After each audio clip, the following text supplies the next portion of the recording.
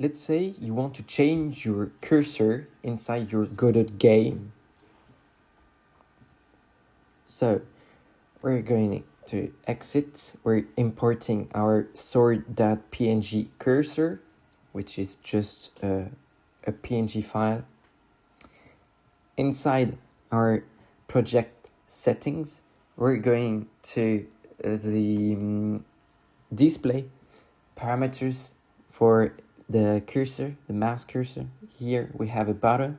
We import our PNG file, but we have to change the position of X and Y with our properties of image we want to have inside our cursor. So I'm gonna take this property details here. We know that it's 128, so we have to write 128 here. So we close, and then we replay, and then our cursor inside our game is our sword.